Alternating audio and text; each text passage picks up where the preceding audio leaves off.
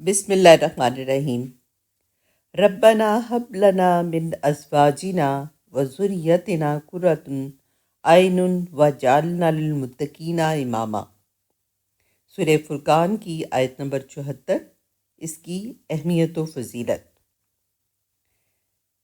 اس آیت کا ترجمہ ہے: اے ہمارے رب، ہمیں ہماری بیویوں اور اولاد سے آنکھوں کی ٹھنڈک عطا فرما اور ہمیں پرہیزگاروں کا امام بنا دے۔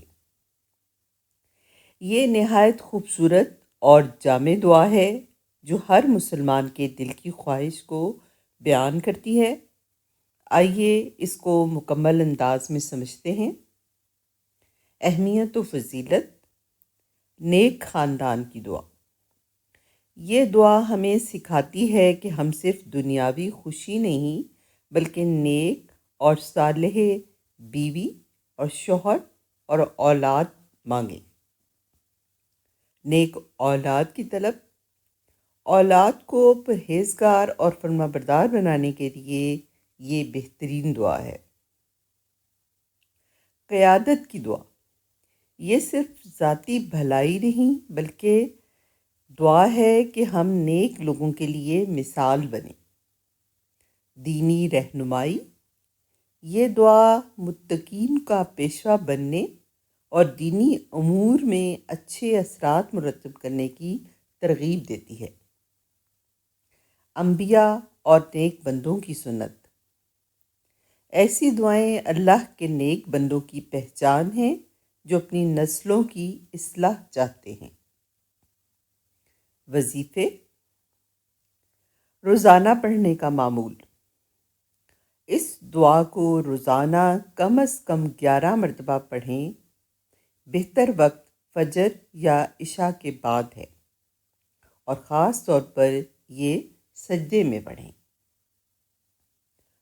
اولاد کی اصلاح کے لیے وظیفہ: اگر اولاد نافرمان ہو تو 41 دن تک روزانہ اس دعا کو 41 بار پڑھ کر ان پر دم کریں۔ انشاءاللہ اخلاق اور عادات میں بہتری آئے گی۔ ازدواجی سکون کے لیے وظیفہ: میاں بیوی دونوں روزانہ 21 مرتبہ پڑھیں۔ آپس میں محبت اور سمجھ بوجھ بڑھے گی۔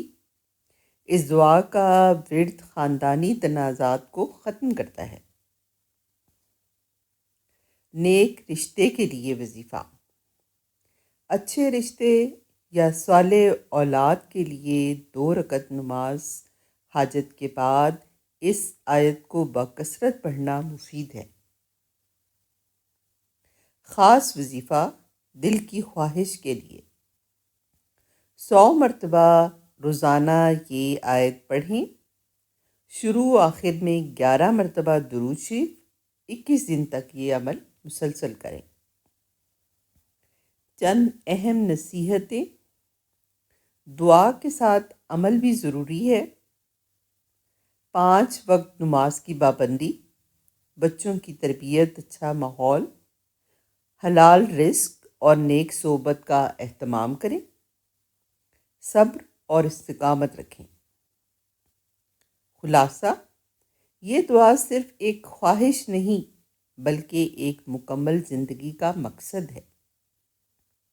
نیک خاندان، دل کا سکون، دین کی قیادت۔ یہ دعا دنیا اور آخرت دونوں میں کامیابی، خاندانی امن اور تقوی کی بلندی کے لیے ایک جامع ترین قرآنی دعا ہے۔